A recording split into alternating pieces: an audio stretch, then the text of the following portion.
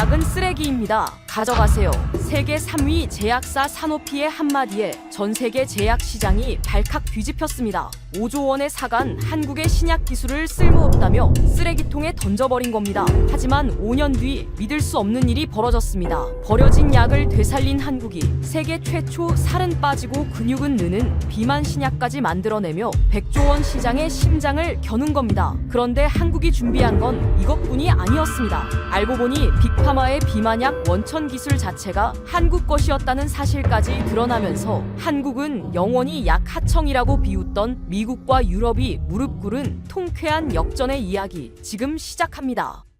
구독과 좋아요를 눌러주시면 한국의 위상이 널리 알려집니다. 한국 화이팅이라고 댓글을 남겨주세요. 100조 원입니다. 비만 치료제 시장의 규모가 그렇습니다. 전 세계 성인 8억 명이 비만이고 그중 절반이 약을 원합니다. 제약업계 역사상 가장 빠르게 성장하는 시장이죠. 저는 마이클 브래드쇼입니다. 글로벌 제약 컨설팅 그룹 매드스트림 파트너스의 수석 파트너이자 25년간 빅파마의 인수합병과 기술 이전을 자문해온 사람이죠. 노보노디스크, 일라이릴리, 화이자, 사노피, 세계 10대 제약사 중 7곳이 제 고객이었습니다. 이 바닥에서 제가 모르는 딜은 없다고 자부했습니다. 2026년 4월이었습니다. 미국 샌디에이고에서 열린 AACR 학회에 참석하고 있었죠. 호텔 라운지에서 빅파마 임원들과 저녁을 먹고 있었습니다. 와인잔이 부딪히는 소리, 느긋한 웃음소리, 평화로운 저녁이었습니다. 그런데 제 옆에 앉은 분석관 에밀리가 태블릿을 들이밀었습니다.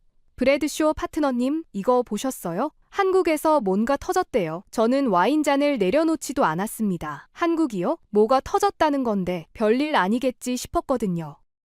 지금 이 시장을 지배하는 건 두 회사뿐입니다. 덴마크의 노보노디스크 그리고 미국의 일라이릴리, 이 두 회사가 시장의 85%를 먹고 있죠.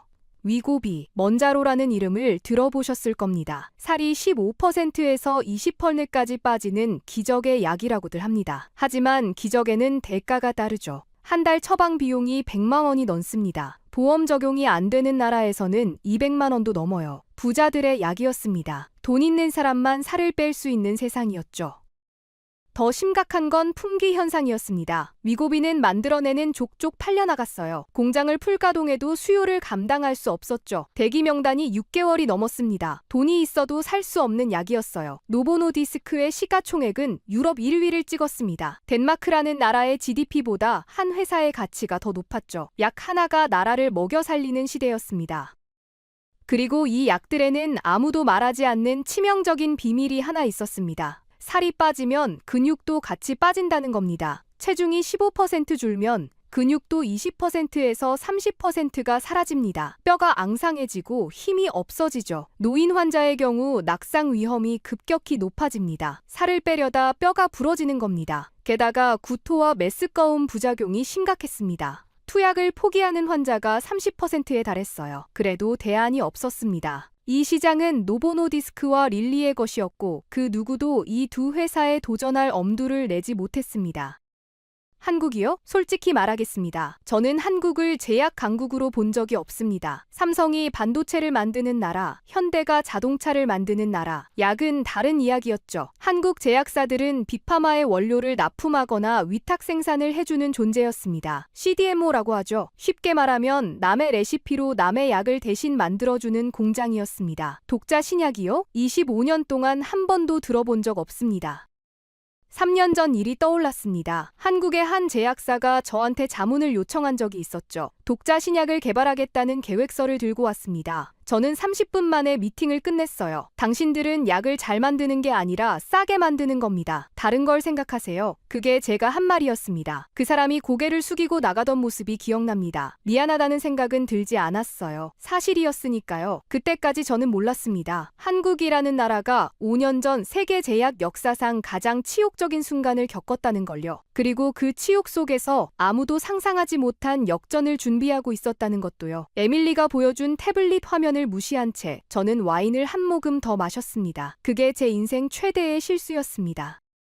2015년으로 돌아가야 합니다. 그해 11월이었죠. 제약업계 전체가 술렁였습니다. 한국의 한미약품이라는 회사가 프랑스 사노피와 기술 이전 계약을 맺었거든요. 계약 규모가 입이 떡 벌어졌습니다. 최대 5조 원이었습니다. 한국제약 역사상 최대 규모였죠. 아니 아시아 전체를 통틀어도 전례가 없는 숫자였습니다. 에페글레나타이드라는 이름을 매 비만, 당뇨 치료 후보 물질이었습니다. GLP 단기 1계열의 신약이었죠. 한미약품이 독자 개발한 약물 전달 기술로 만든 물질이었습니다. 사노피가 이걸 보고 달려든 겁니다. 퀀텀 프로젝트라는 거창한 이름까지 붙였어요. 양사 대표가 악수하는 사진이 전 세계 제약 전문지 한 면을 장식했습니다. 저도 그 소식을 듣고 놀랐습니다. 솔직히 인정하죠. 한국 회사가 5조 원짜리 딜을 성사시키다니. 하지만 저는 곧 고개를 저었습니다. 사노피가 산 건 약이 아니라 가능성이었거든요. 신약 개발 성공률은 10% 미만입니다. 5조 원 중 선급금은 일부에 불과했고 나머지는 임상 성공이라는 조건이 달려 있었죠. 저는 동료들에게 말했습니다. 축하할 일이 아닙니다. 저건 복권 당첨이에요. 당첨금을 받으려면 아직 멀었죠. 한국은 축제 분위기였습니다. 뉴스마다 한미약품 이야기가 나왔죠. K바이오의 시대가 열렸다. 한국제약이 세계를 정복한다. 한미약품 주가는 하늘을 찔렀습니다. 연구원들은 영웅이 됐어요. 제약 역사를 바꾼 사람들이라고 불렸죠. 모두가 행복했습니다. 저만 빼고요. 저는 숫자를 봤으니까요. 신약 개발의 현실을요. 5년이 흘렀습니다. 2020년 5월이었죠. 코로나 팬데믹으로 전 세계가 멈춰있던 때였습니다. 사노피 본사에서 한 통의 메일이 왔습니다. 한미약품 앞으로요. 제목은 간결했습니다. 권리 반환 통보. 본문은 더 간결했죠. 전략 방향 변경에 따라 에페글레나타이드의 모든 권리를 귀사에 반환합니다. 그게 전부였습니다. 5조 원짜리 계약이 이메일 한 통으로 끝났습니다. 번역하면 이런 뜻이었습니다. 당신들 약은 쓸모없습니다. 가져가세요. 우리는 다른 걸 하겠습니다. 사노피는 설명도 사과도 하지 않았습니다. 5년간 한미약품의 기술을 들여다보고 데이터를 뜯어보고 가능성을 저울질한 끝에 내린 결론이었죠. 차갑게, 잔인하게, 일방적으로. 한미약품 주가가 폭락했습니다. 하루 만에 수천억 원이 증발했죠. 제약업계에서 기술 반환이 무엇을 의미하는지 모르는 사람은 없었습니다. 사형 선고였어요. 빅파마가 포기한 약은 죽은 약입니다. 다른 빅파마도 거들떠보지 않습니다. 한번 버려진 약을 누가 다시 줍겠습니까? 전 세계 제약 전문지가 일제히 보도했습니다. 한국 제약의 꿈 산산조각, K바이오 신화의 종말, 5조 원의 환상이 깨지다. 저는 그 소식을 듣고 즉시 보고서를 썼습니다. 의뢰받은 것도 아니었어요. 습관이었죠. 25년간 제약 시장의 생사를 판단해온 사람의 직업병이었습니다. 노트북을 열고 제목을 적었습니다. 한미약품, 생존 불가 분석 보고서. 몽블랑 만년필은 아끼고 키보드를 두드렸습니다. 이런 보고서에 명품펜을 쓸 필요는 없었거든요. 근거는 명확했습니다. 신약 하나를 독자 개발하려면 최소 2조 원이 필요합니다. 기간은 10년에서 15년이 걸리죠. 글로벌 임상 3상을 돌리려면 수천 명의 환자를 모집해야 하고 FDA 승인을 받으려면 미국 현지 인프라가 있어야 합니다. 한미약품에는 그 어떤 것도 없었습니다. 자금도, 인프라도, 시간도요. 결론을 적었습니다. 한미약품은 3년 이내에 매각되거나 파산할 것으로 예상됨. 독자 신약 개발은 현실적으로 불가능하며 위탁 생산 전환이 유일한 생존 전략임. 저는 그 보고서를 제 파일에 저장했습니다. 폴더 이름은 종결 케이스였어요. 더 이상 볼 일이 없는 회사들을 넣어두는 곳이었죠. 노트북을 닫았습니다. 커피를 한 모금 마셨어요. 한국제약의 실험은 끝났다고 생각했습니다. 5조 원짜리 꿈이 쓰레기통에 들어갔으니까요. 사노피의 쓰레기통이에요. 저는 다음 프로젝트로 넘어갔습니다. 한미약품은 제 머릿속에서 완전히 지워졌죠. 그런데 한 가지 이상한 점이 있었습니다. 한미약품이 너무 조용했어요. 보통 기술 반환을 당하면 난리가 납니다. 소송을 걸거나 언론에 억울함을 호소하거나 최소한 해명이라도 하죠. 한미약품은 아무것도 하지 않았습니다. 성명서 한 장 없었어요. 기자회견도 없었고 임원 인터뷰도 없었습니다. 그냥 조용했습니다. 마치 아무 일도 없었다는 듯이요. 에밀리가 그때 저한테 물었습니다. 파트너님, 한미약품이 왜 이렇게 조용한 거죠? 보통은 난리치지 않나요? 저는 대수롭지 않게 대답했어요. 할 말이 없어서겠죠. 포기한 거예요. 하지만 에밀리의 질문이 머릿속 한 구석에 걸렸습니다. 왜 조용하지? 왜 아무 반응이 없지? 그때 저는 그 침묵의 의미를 몰랐습니다. 한미약품은 포기한 게 아니었거든요. 준비하고 있었습니다. 5년짜리 복수를요.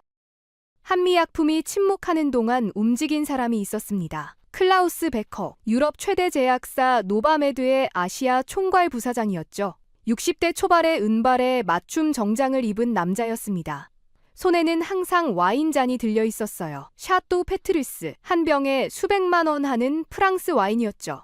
그는 와인을 마시듯 아시아 제약 시장을 음미하는 사람이었습니다. 느긋하게, 여유롭게, 그리고 잔인하게.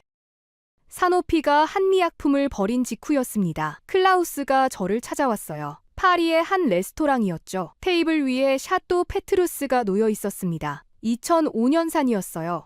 그가 와인을 따르며 말했습니다. 브래드쇼, 좋은 소식이 있네. 한국에 맛있는 먹잇감이 생겼어. 저는 잔을 받으며 물었죠. 한미약품 말입니까? 그가 고개를 끄덕였습니다. 눈이 반짝였어요. 포식자의 눈이었습니다. 클라우스의 계획은 이랬습니다. 사노피가 벌인 한미약품의 기술과 공장, 연구 인력을 통째로 인수하는 거였죠. 헐값에요. 주가가 폭락한 상태니까 시가총액의 절반이면 충분했습니다. 한미약품이 수십 년간 쌓아온 약물 전달 기술 플랫폼을 몽땅 가져올 수 있었죠. 그는 서류를 꺼냈습니다. 이미 인수 계획서까지 만들어 놓았더군요. 이걸 보게 클라우스가 서류를 밀었습니다. 한미약품 인수 후 통합 계획서였어요. 연구 인력은 절반으로 줄이고 공장은 우리 아시아 위탁 생산 거점으로 전환합니다. 기술 플랫폼만 빼가면 됩니다. 나머지는 필요 없어요. 저는 서류를 넘기며 읽었습니다. 치밀했어요. 숫자도 맞았고 전략도 명확했습니다. 빅파마가 늘 하는 방식이었죠. 약한 회사를 싸게 사서 기술만 빨아먹는 겁니다. 클라우스가 와인을 홀짝이며 웃었습니다. 한국 사람들은 참 열심히 일하지. 그건 인정하네. 하지만 약을 만드는 건 다른 문제야. 그가 잔을 흔들었어요. 갈색빛 와인이 찰랑거렸습니다. 이 와인을 보게 50년을 숙성한 거야. 신약 개발도 마찬가지지. 시간과 자본과 경험이 필요해. 한국에는 그 셋 다 없네. 저도 동의했습니다. 한국 제약사들은 기술을 잘 만들어요. 하지만 그걸 약으로 완성하는 건 다른 차원의 일이죠. 임상 설계, 규제 대응, 글로벌 유통까지. 한국이 아무리 똑똑해도 그 벽은 못 넘습니다. 결국 우리한테 팔 수밖에 없어요. 클라우스가 만족스러운 표정을 지었습니다. 역시 브래드쇼는 현실을 알아. 자, 건배하세. 한국의 미래를 위해서. 잔이 부딪혔습니다. 맑은 소리가 레스토랑에 울렸죠. 저는 그 소리를 들으며 확신했습니다. 한미약품은 끝났다고요? 3개월이면 인수가 완료될 거라고요? 한국 제약은 영원히 하청의 굴레에서 벗어나지 못할 거라고요. 클라우스의 와인이 목을 타고 내려갔습니다. 부드럽고 깊은 맛이었어요. 50년 숙성의 깊이였죠. 승리의 맛이었습니다. 그런데 클라우스의 인수 제안에 한미약품은 대답하지 않았습니다. 일주일이 지나도 한 달이 지나도 회신이 없었어요. 클라우스가 짜증을 냈습니다. 뭘 망설이는 거야? 선택지가 없는 주제에. 저도 이해할 수 없었죠. 사노피한테 버림받고 주가는 바닥이고 투자자들은 떠나고 있는데 왜 구원의 손길을 거부하는 겁니까? 2달이 지났습니다. 한미약품에서 드디어 연락이 왔어요. 짧은 이메일이었습니다. 감사합니다만 저희가 직접 하겠습니다. 클라우스가 이메일을 읽고 웃음을 터뜨렸습니다. 직접? 뭘 직접 한다는 거야? 사노피도 포기한 약을 혼자 만들겠다고? 그는 와인잔을 들어올렸어요. 6개월만 기다려보게. 돈이 바닥나면 기어서라도 올 거야. 저도 같은 생각이었습니다. 한국의 고집이 통할 리 없었으니까요. 하지만 6개월이 지나도 한미약품은 오지 않았습니다. 1년이 지나도요. 2년이 지나도요. 클라우스의 얼굴에서 여유가 조금씩 사라지기 시작했습니다. 와인을 마시는 횟수가 잦아졌어요. 저도 불안했습니다. 한미약품이 대체 뭘 하고 있는 건지 아무 정보도 없었거든요. 종결 케이스 폴더에 넣어둔 보고서가 자꾸 머릿속에 떠올랐습니다. 정말 끝난 게 맞나? 왜 이렇게 조용하지? 한미약품이 뭘 하고 있었는지 알게 된 건 한참 뒤의 일이었습니다. 2026년 AACR 하크에서 모든 게 밝혀졌죠. 하지만 그 전에 한 사람을 먼저 소개해야 합니다. 이수진 박사, 한미약품 RD센터 비만 신약 연구팀장이었습니다. 제가 그녀를 처음 본 건 학회장 복도에서였어요. 구겨진 흰 가운을 입고 있었습니다. 실험실에서 그대로 나온 것 같았죠. 슬리퍼를 신고 있었어요. 손에는 시약 자국이 묻어 있었습니다. 솔직히 말하면 대학원생인 줄 알았습니다. 글로벌 하크에 저런 차림으로 오는 사람은 처음 봤거든요.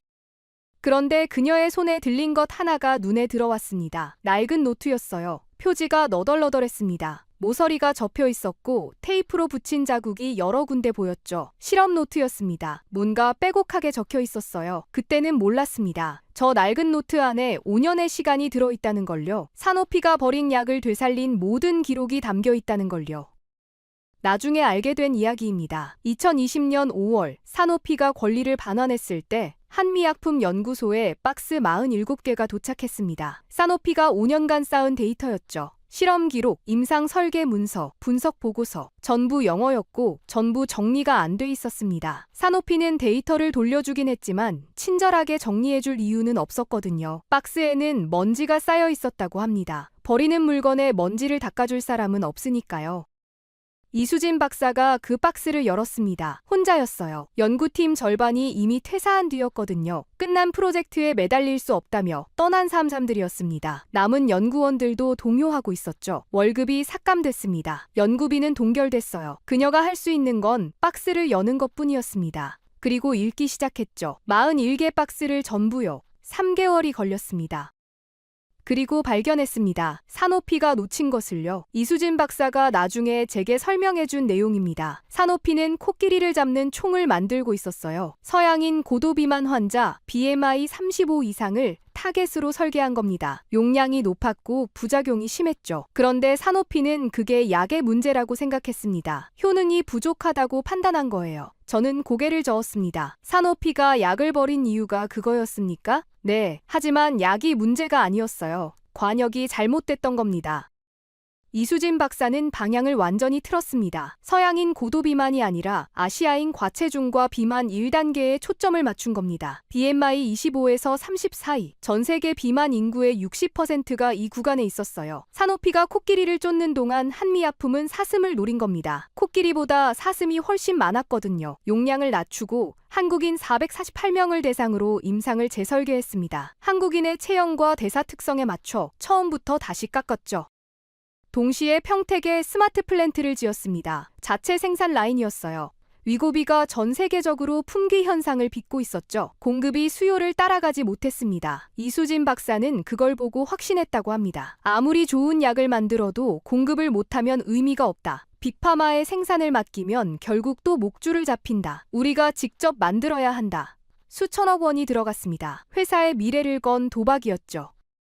5년이었습니다. 사노피가 벌인 2020년부터 결과가 나온 2025년까지 이수진 박사는 그 5년을 낡은 실험 노트에 기록했습니다. 매일 밤 실험이 끝나면 펜을 들었죠. 실패한 날도, 조금이라도 진전이 있던 날도, 연구원이 또 한 명 떠난 날도 전부 적었습니다. 노트 표지가 너덜너덜해진 건 실험실에서 넘어졌을 때 찢어졌기 때문이라고 했어요. 테이프로 붙이고 다시 썼습니다. 새 노트를 살 도돈이 없어서가 아니었습니다. 이 노트를 바꾸면 처음의 마음도 바뀔 것 같아서였다고 합니다. 저는 그 이야기를 듣고 아무 말도 할 수 없었습니다. 클라우스가 50년산 와인을 마시며 한미약품의 장례식을 준비하는 동안 이 사람은 먼지 쌓인 박스를 열고 있었던 겁니다. 제가 종결 케이스 폴더에 보고서를 넣고 잊어버리는 동안 이 사람은 찢어진 노트에 오늘의 실험 결과를 적고 있었던 거예요. 200원짜리 볼펜으로요. 수백만 원짜리 몽블랑이 아니라요.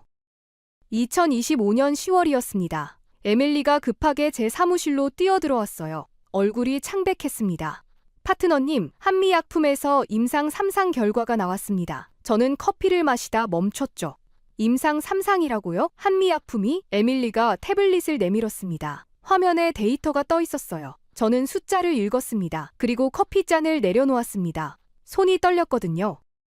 한국인 비만 성인 448명을 대상으로 한 임상 3상 결과였습니다. 에페글레나타이드, 사노피가 쓰레기통에 버린 바로 그 약이었어요. 평균 체중 감량률 9.75%, 숫자만 보면 위고비의 15%보다 낮아 보였습니다. 하지만 결정적인 차이가 있었어요. 이 약은 과체중과 비만 1단계 환자에게 최적화돼 있었습니다. BMI 25에서 30 사이, 위고비가 고도비만 환자를 대상으로 15%를 찍은 것과는 타겟 자체가 달랐던 거죠. 그리고 눈을 의심한 숫자가 하나 더 있었습니다. 일부 고도비만 환자에서 최대 30% 감량이 확인됐다는 겁니다. 30%요. 이건 비만 대사 수술에 맞먹는 수치였습니다. 칼로 배를 가르지 않고 주사 한 방으로 수술과 같은 효과를 낸 겁니다. 에밀리가 떨리는 목소리로 말했어요. 파트너님, 이 숫자가 맞는 거예요? 저도 몰랐습니다. 3번을 다시 확인했어요. 맞았습니다. 거기서 끝이 아니었습니다. 에페글레나타이드에는 빅파마 약에 없는 게 하나 더 있었어요. 심혈관과 신장 보호 효능이었습니다. 비만 환자의 절반 이상이 고혈압이나 당뇨를 함께 앓고 있습니다. 심장과 신장에 부담이 가죠. 위고비는 살을 빼줬지만 심장은 지켜주지 못했습니다. 그런데 에페글레나타이드는 체중 감량과 동시에 심혈관 위험 지표가 개선되는 결과가 나왔어요. 살도 빼고 심장도 지키는 약이었습니다. GLP-1계열에서 이런 이중 효과를 입증한 건 사실상 처음이었죠. 하지만 진짜 충격은 효능이 아니었습니다. 안전성이었어요. 위고비와 먼자로의 가장 큰 문제가 뭐였습니까?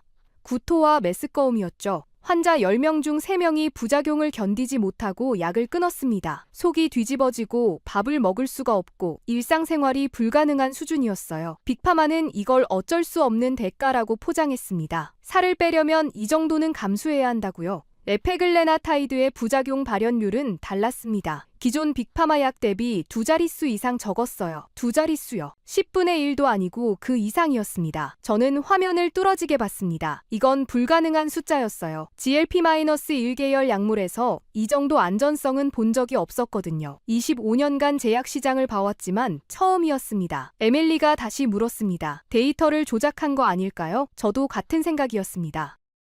그래서 직접 확인했습니다. FDA 기준으로 데이터를 검증했어요. 임상 설계, 통계 분석, 환자 선정 기준, 부작용 보고 체계 전부 들여다봤습니다. 일주일이 걸렸어요. 결론이 나왔습니다. 조작이 아니었습니다. 깨끗한 데이터였어요. 오히려 임상 설계가 빅파마보다 정교했습니다. GLP 힘 비만약, 단일 임상 중 가장 많은 한국인 데이터를 확보한 약이었죠. 한국인의 체형과 대사 특성에 맞춰 용량을 세밀하게 조절한 결과였습니다. 더 놀라운 소식이 있었습니다. 한국식약처가 에페글레나타이드를 글로벌 혁신 제품 신속 심사 대상으로 지정한 겁니다. GIFT라는 제도였어요. 허가 심사 기간을 120일에서 90일로 단축시키는 특별 트랙이었습니다. 허가 신청 20일 만에 지정됐어요. 이례적인 속도였습니다. 2026년 하반기 출시가 확정됐죠. 제약업계가 발칵 뒤집혔습니다. 사노피가 버린 약이 살아 돌아왔다는 소문이 순식간에 퍼졌어요. 월스트리트의 헬스케어 애널리스트들이 전화를 걸어왔습니다. 브래드쇼, 한미약품이 정말 국산 비만약을 출시하는 겁니까? 저는 대답했죠. 네, 그렇습니다. 사노피가 5년 전에 버린 바로 그 약입니다. 전화기 너머로 숨소리가 들렸어요. 모두가 같은 생각을 하고 있었습니다. 이게 되면 백종의 판이 바뀐다는 거였죠.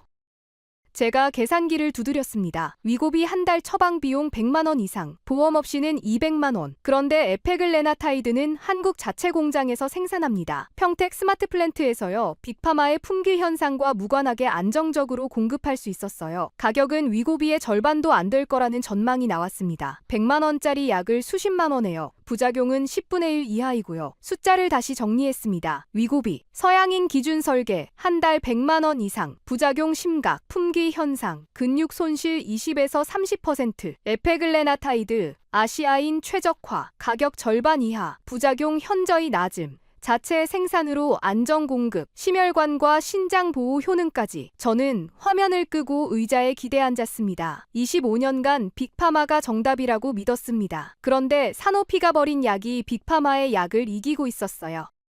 클라우스에게 전화가 왔습니다. 목소리가 높았어요. 브래드쇼, 한미약품 데이터 봤나? 봤습니다. 조작이야. 분명히 조작이야. 아시아 데이터를 글로벌 시장에서 인정받을 수 있을 리가 없어. 저는 대답하지 않았습니다. 조작이 아니라는 걸 이미 확인했으니까요. 클라우스가 다그쳤습니다. 왜 대답을 안 해? 설마 저걸 믿는 건 아니겠지? 저는 한참 만에 입을 열었어요. 데이터는 깨끗합니다. 제가 직접 검증했습니다. 전화 너머에서 침묵이 흘렀습니다. 그리고 끊어졌어요. 전화가 끊긴 뒤 저는 서재에 가만히 앉아 있었습니다. 종결 케이스 폴더를 열었어요. 한미약품 생존 불가 분석 보고서가 그대로 있었습니다. 제가 쓴 보고서였죠. 자금도 없고 인프라도 없고 시간도 없다고 적었었습니다. 전부 틀렸어요. 한미약품은 자금이 없으면 공장을 직접 짓고 인프라가 없으면 한국인 448명을 직접 모으고 시간이 없으면 5년을 벌었습니다. 제 보고서가 종결시킨 건 한미약품이 아니라 제 판단력이었습니다. 클라우스는 가만히 있지 않았습니다. 데이터로 이길 수 없으면 규칙을 바꾸면 된다. 그게 빅파마의 방식이었죠. 그는 유럽 제약 로비스트 네트워크를 가동했습니다. 2주 만에 유럽 의학저널에 기고문이 실렸어요. 제목이 노골적이었습니다. 아시아 단일 인종 임상의 한계, 글로벌 승인 기준을 낮춰서는 안 된다. 저자는 유럽의 저명한 내분비학 교수 3명이었습니다. 물론 3명 모두 노바메드에서 자문료를 받는 사람들이었죠. 기고문의 논리는 이랬습니다. 한국인 448명만으로 약의 효능을 입증했다고 주장하는 건 과학적으로 불충분하다. 서양인의 체질량 지수와 대사 패턴은 아시아인과 근본적으로 다르다. 아시아 데이터를 글로벌 시장에 적용하는 건 위험하다. 그러니까 한국에서만 쓰라는 거였습니다. 너희끼리 먹어라. 세계 시장에는 나오지 마라. 학술적 언어로 포장했지만 본질은 그거였어요. 기고문이 나가자 반응이 즉각적이었습니다. FDA 자문위원 2명이 트위터에 공유했어요. 숙고할 가치가 있는 논점이라는 코멘트와 함께요. EMA에서도 비공식적으로 한국산 GLP-1의 일에 유럽 승인 심사를 서두를 필요가 없다는 의견이 흘러나왔습니다. 클라우스의 작품이었죠. 그는 약을 이기지 못하면 문을 잠가버리는 전략을 택한 겁니다. 저도 거들었습니다. 부끄럽지만 사실입니다. 에밀리에게 지시했어요. 한국 임상 데이터의 한계점을 정리한 브리핑 자료를 만들라고요. 인종별 대사 차이, 표본 크기의 제한, 장기 추적 데이터 부재, 빅파마 고객사들에게 배포할 자료였습니다. 한미약품을 직접 공격하는 건 아니었어요. 그냥 객관적 분석이라고 스스로를 납득시켰죠. 하지만 그게 무엇을 위한 분석이었는지는 저도 알고 있었습니다. 멕시코에서 소식이 왔습니다. 한미약품이 멕시코 제약사 산페르와 에페글레나타이드 수출 계약을 체결했다는 뉴스였어요. 멕시코는 비만율이 37%에 달하는 나라였습니다. 성인 10명 중 7명이 과체중이었죠. 클라우스의 규제 장벽이 세워지기 전에 한미약품이 먼저 움직인 겁니다. 유럽과 미국이 문을 잠그면 다른 문으로 들어가겠다는 전략이었어요. 클라우스가 이를 갈았습니다. 중남미까지 손을 뻗다니 빨리 막아야 해. 그때 AACR 하크에서 이수진 박사를 다시 마주쳤습니다. 복도에서였어요. 여전히 구겨진 가운 차림이었고 손에는 낡은 실험 노트가 들려 있었습니다. 저는 물었어요. 유럽 의학저널 기고문 보셨습니까? 아시아 데이터의 한계를 지적한 글이요. 이수진 박사가 고개를 끄덕였습니다. 표정 하나 바꾸지 않았어요. 봤습니다. 그래서 어떻게 하실 겁니까? 그녀가 실험 노트를 가슴에 안았습니다. 그럴 줄 알았습니다. 그 한마디였어요. 그리고 돌아섰습니다. 저는 그 뒷모습을 보며 불안했습니다. 또 저 말이었거든요. 사노피한테 버림받았을 때도, 클라우스의 인수 제안을 거절했을 때도 그녀는 같은 말을 했습니다. 그럴 줄 알았습니다. 뭘 알았다는 겁니까? 대체 뭘 준비하고 있는 겁니까? 하지만 물어볼 수 없었습니다. 그녀는 이미 복도 끝으로 사라지고 있었거든요. 슬리퍼 끈 소리만 남았습니다. 다음 날이었습니다. AACR 하크의 메인홀에서 한미약품의 발표가 예정돼 있었어요. 저는 갈 생각이 없었습니다. 클라우스의 규제 장벽이 효과를 보기 시작했거든요. 유럽 여러 국가의 보건당국이 한국산 비만약 검토를 보류했다는 소식이 들어왔습니다. 게임은 끝나가고 있었어요. 그런데 에밀리가 뛰어왔습니다. 파트너님, 지금 메인홀에 가셔야 합니다. 한미약품이 뭔가 터뜨렸어요. 사람들이 난리입니다. 메인홀에 들어갔을 때 좌석이 꽉 차 있었습니다. 복도에까지 사람들이 서 있었어요. 이건 보통 일이 아니었습니다. AACR은 항암제 학회거든요. 비만약 세션에 이렇게 사람이 몰리는 건 처음 봤습니다. 무대 위에 이수진 박사가 서 있었어요. 여전히 구겨진 가운이었습니다. 하지만 분위기가 달랐어요. 그녀의 뒤로 거대한 스크린이 켜져 있었습니다. 화면에 특허 문서가 떠 있었죠. 이수진 박사가 입을 열었습니다. 목소리가 차분했어요. 먼저 한 가지 사실을 말씀드리겠습니다. 현재 글로벌 GLP-1 비만약 시장에서 사용되는 장기 지속형 약물 전달 기술의 원천 특허가 어디에 있는지 아시는 분 계십니까? 홀이 조용해졌습니다. 아무도 대답하지 않았어요. 이수진 박사가 화면을 가리켰습니다. 대한민국입니다. 한미약품이 개발한 LAPSC-OVERY 플랫폼입니다. 화면이 바뀌었습니다. 특허 출원일이 나란히 표시됐어요. 한미약품 LAPSC COVERY 기반 기술 특허 출업일 2012년 3월, 노바메드 장기지속형 GLP-1 기술 특허 출원일 2014년 9월, 사노피 유사 기술 특허 출원일 2015년 2월, 날짜가 선명했습니다. 한미약품이 2년에서 3년 앞서 있었어요. 홀에서 웅성거리는 소리가 났습니다. 저는 숨이 멎었어요.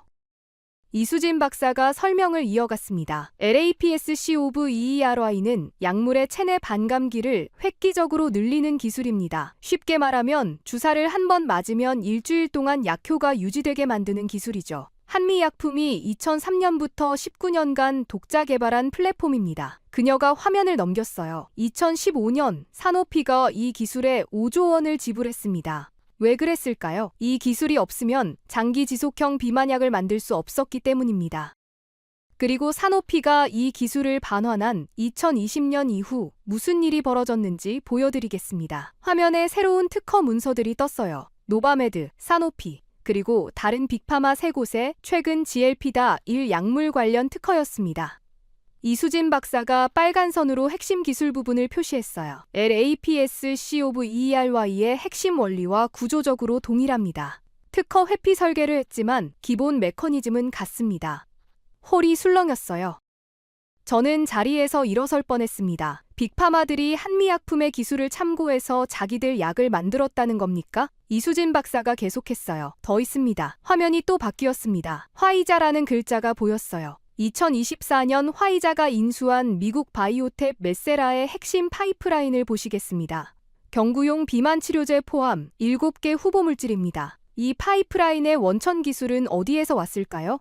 화면에 화살표가 그려졌습니다. 메세라의 기술 출처. 한국의 D&D 파마텍이었어요. 한국 바이오텍이 기술 이전한 물질을 기반으로 메세라가 파이프라인을 구축했고 그 메세라를 화이자가 통째로 인수한 겁니다. 화이자의 차세대 비만약 전략의 뿌리가 한국이었습니다. 저는 의자 팔걸이를 움켜잡았어요. 25년간 빅파마를 자문하면서 한 번도 들은 적 없는 이야기였습니다.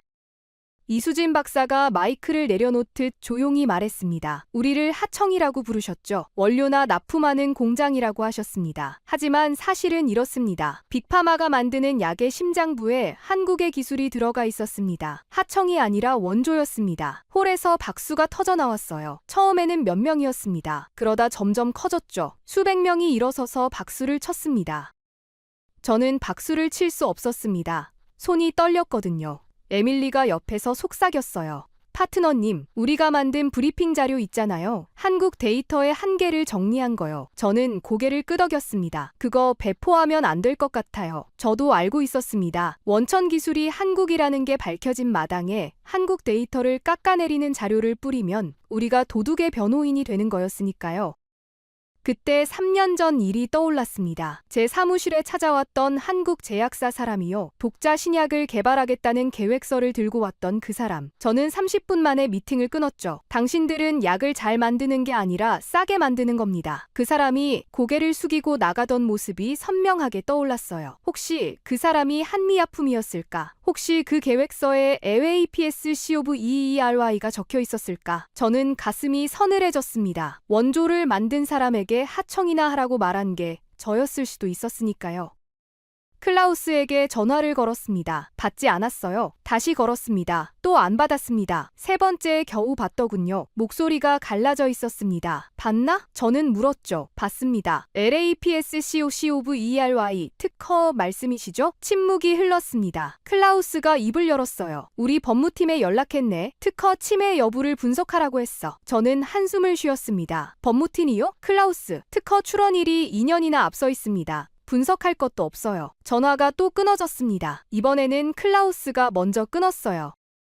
이틀 뒤 클라우스에게서 연락이 왔습니다. 이번에는 목소리가 달랐어요. 차분했습니다. 오히려 여유로웠죠. 브래드쇼, 좋은 소식이 있네? 저는 긴장했습니다. 클라우스가 여유로울 때가 가장 위험하다는 걸 25년간 봐왔으니까요. 특허 싸움은 접었네? 대신 다른 카드를 꺼냈어. 무슨 카드요? 원료야. 그가 웃었어요. 와인잔이 부딪히는 소리가 전화기 너머로 들렸습니다. 또 페트러스를 마시고 있는 거였죠.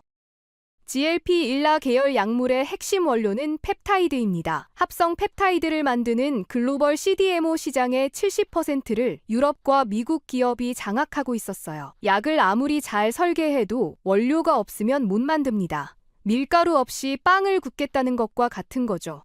클라우스는 이 공급망의 핵심 기업 3곳에 손을 뻗었습니다. 한미약품과 거래하지 마라. 거래하면 우리와의 장기 계약을 재검토하겠다. 빅파마의 연간 원료 구매액은 수조 원이었어요. 한미약품의 구매액은 그 100분의 1도 안 됐죠. 원료 기업 입장에서 누굴 버릴지는 계산할 것도 없었습니다. 에밀리가 보고서를 가져왔습니다.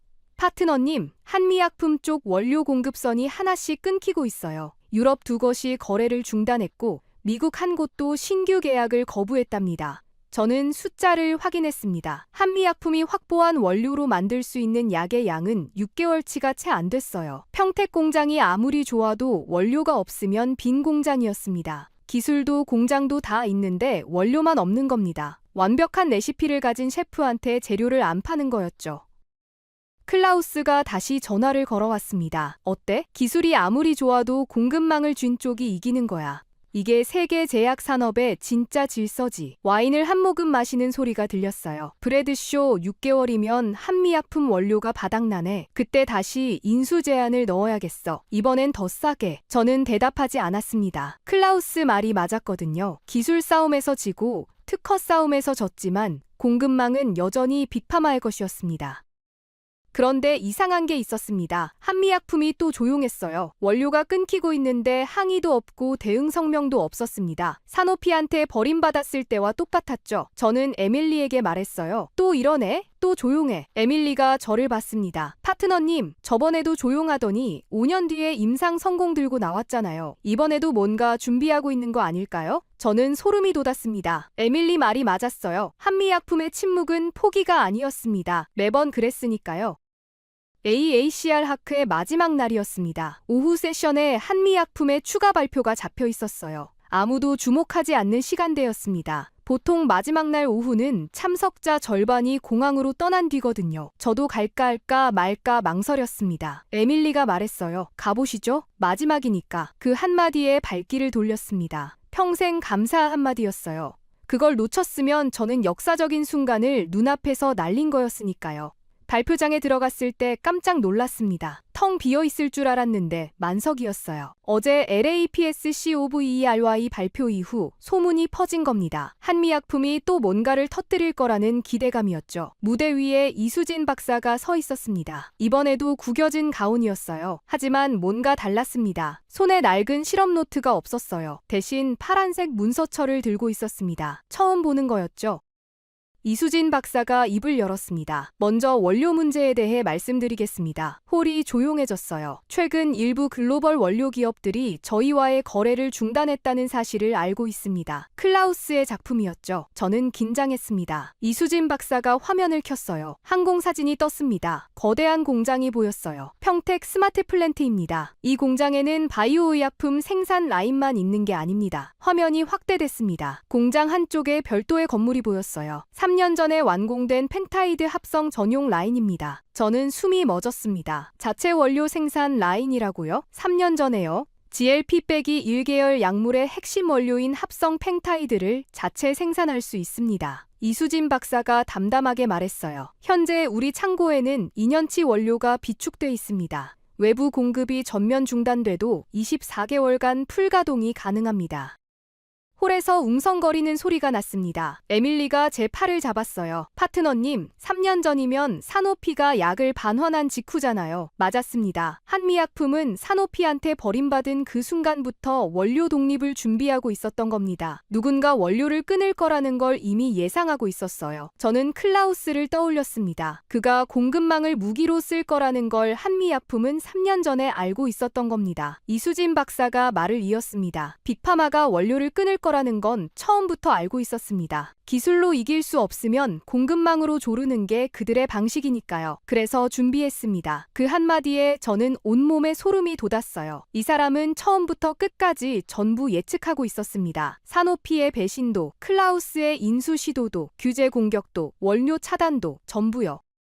하지만 진짜는 그 다음이었습니다. 이수진 박사가 파란색 문서처를 들어올렸어요. 이제 오늘의 본론입니다. 홀이 숨을 죽였습니다. 에페글레나타이드는 시작일 뿐이었습니다. 화면이 바뀌었어요. 새로운 약물의 코드명이 떴습니다. HM1732, 처음 보는 이름이었습니다. 세계 최초, 체중 감량과 근육 증가를 동시에 구현하는 비만 신약입니다. 홀이 얼어붙었습니다. 근육 증가라고요? 비만약인데? 저는 귀를 의심했어요.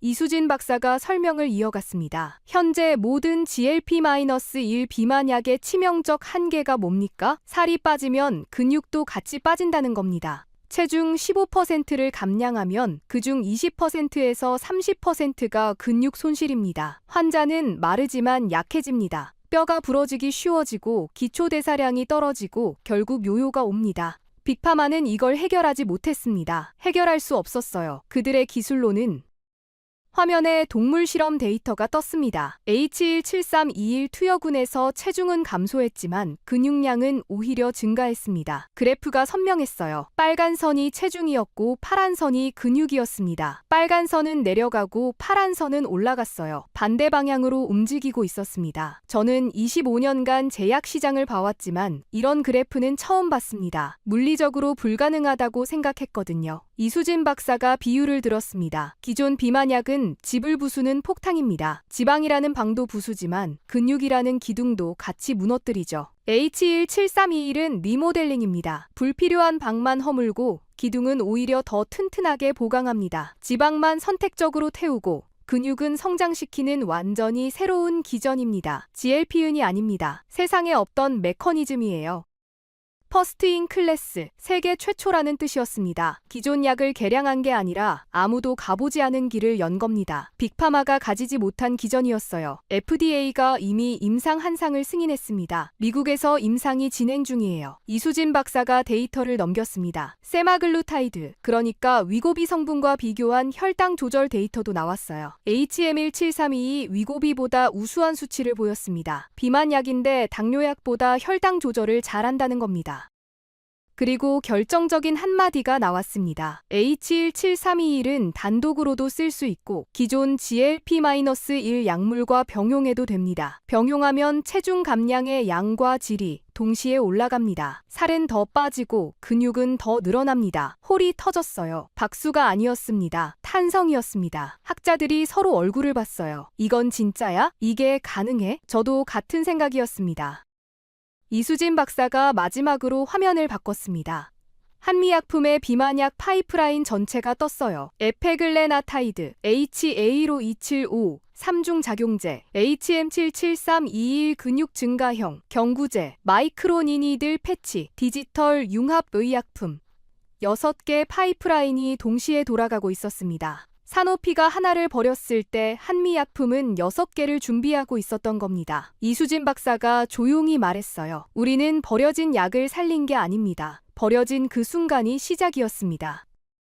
발표가 끝난 뒤 메인홀은 전쟁터가 됐습니다. 빅파마 임원들이 한미약품 부스로 몰려들었어요. 명함을 내밀고 미팅을 요청했습니다. 기술 이전 협의를 하고 싶다는 거였죠. 어제까지 한국 데이터는 글로벌 기준 미달이라고 했던 사람들이었습니다. 에밀리가 부스 앞에 줄 선 사람들을 세더니 저를 봤어요. 27개 회사입니다. 파트너님, 저는 웃음이 나왔습니다. 쓰디쓴 웃음이었죠. 월스트리트가 먼저 반응했습니다. 한미약품 뉴욕 상장 ADR이 장 시작과 동시에 급등했어요. 한국발 비만약 게임 체인저, 퍼스트 인 클래스 신약 공개, 헤드라인이 쏟아졌습니다. 투자은행들이 경쟁적으로 분석 보고서를 냈어요. 연내 대형 기술 수출 계약 예상, 6년 만에 빅딜 가능성, 한미약품 목표 주가가 하룻밤 사이에 3번 상향됐습니다. 반대편에서는 비명이 들려왔습니다. 노바메드 주가가 떨어지기 시작했어요. 하루 만에 8%가 빠졌습니다. 한국 비만약 원천 기술 보유 확인, 빅파마 기술 독점 구조 붕괴 우려, 애널리스트들이 빅파마의 비만약 시장 점유율 전망을 일제히 하향 조정했습니다. 독점이 깨지고 있었어요. 5년 전 사노피가 쓰레기통에 던진 약 때문에 클라우스에게서 연락이 왔습니다. 이번에는 전화가 아니라 문자였어요. 짧았습니다. 본사에서 소환당했네. 내일 이사회야. 저는 그 문자를 보며 알았습니다. 끝이라는 걸요. 빅파마 이사회가 아시아 총괄을 소환한다는 건 한 가지 뜻밖에 없었거든요. 해임이었습니다. 한미약품 인수에 실패하고 규제 공격에 실패하고 원료 차단에 실패한 책임이었죠. 다음 날 에밀리가 뉴스를 가져왔습니다. 노바메드 아시아 총괄부사장 클라우스 베커 사임. 공식적으로는 사임이었지만 누구나 알고 있었어요. 잘린 겁니다. 기사에 실린 그의 사진을 봤습니다. 공항에서 찍힌 모습이었어요. 정장이 구겨져 있었습니다. 넥타이가 풀려 있었고 얼굴에 핏기가 없었죠. 저는 오장에서 그가 와인을 홀짝이며 한미약품의 장례식을 준비하던 모습을 떠올렸어요. 샤또 페트련스를 마시며 한국은 시간도 자본도 경험도 없다고 말하던 모습을요. 50년 숙성 와인의 여유는 사라지고 없었습니다. 에밀리가 조심스럽게 물었습니다. 클라우스 회장님, 괜찮으실까요? 저는 창밖을 봤어요. 모르겠습니다. 하지만 그는 스스로 무너진 겁니다. 한국을 무시한 대가였어요. 5조 원에 벌인 약이 100조 원 시장을 뒤흔들었습니다. 하청이라고 비웃은 나라가 원조였습니다. 쓰레기라고 던진 기술이 세계 최초의 혁신이 됐어요. 클라우스의 와인잔이 깨진 건 한미약품 때문이 아니었습니다. 자기 오만함 때문이었죠. 그날 저녁 호텔방에 혼자 앉아 있었습니다. 에밀리가 보내준 자료를 읽고 있었어요. 한미약품 기술 수출 추정 규모라는 제목이었습니다. 보수적으로 잡아도 수조 원. 모든 빅파마가 관심을 보이는 HM17321 단독으로도 역대급 딜이 가능하다는 분석이었죠. 6년 만에 기술 수출, 사노피에게 5조 원을 받았다가 버림받은 그 회사가 이번에는 더 큰 규모로 돌아온다는 거였습니다. 저는 자료를 내려놓고 천장을 봤어요. 25년간 빅파마만이 신약의 주인이라고 믿었습니다. 그런데 주인이 바뀌고 있었어요. 한국으로. 학회가 끝난 다음 날이었습니다. 저는 이수진 박사를 찾아갔어요. 학회장 뒤편 카페테리아에 앉아 있었습니다. 종이컵에 담긴 자판기 커피를 마시고 있었죠. 옆 테이블에는 빅파마 임원들이 호텔 룸서비스 커피를 마시고 있었어요. 같은 커피인데 풍경이 달랐습니다. 저는 그녀 앞에 앉았어요. 이수진 박사님, 한 가지만 여쭤봐도 되겠습니까? 그녀가 고개를 들었습니다. 네, 사노피가 약을 돌려보낸 그날 이후 무슨 일이 있었습니까? 이수진 박사가 종이컵을 내려놓았습니다. 잠시 침묵이 흘렀어요. 그리고 천천히 말하기 시작했습니다. 2020년 5월 18일이었어요. 사노피에서 박스 47개가 도착한 날이죠. 그날 연구소에 남아있던 사람이 몇 명인지 아세요? 저는 고개를 저었습니다. 7명이었습니다. 23명이었던 팀에서 7명만 남았어요. 떠난 사람들을 탓할 수 없었습니다. 그녀가 말했어요. 사노피가 버린 약을 계속 붙잡고 있는 건 미친 짓이었으니까요. 가족이 있는 사람들이었어요. 아이들 학비를 내야 하고 집 대출을 갚아야 했죠. 죽은 프로젝트에 인생을 걸 수는 없었습니다. 저도 그 사람들한테 괜찮다고 했어요. 가도 된다고, 원망하지 않는다고. 그런데 마지막 사람이 짐을 싸서 나가던 날, 텅 빈 연구실에 혼자 앉아 있을 때는 좀 울었습니다.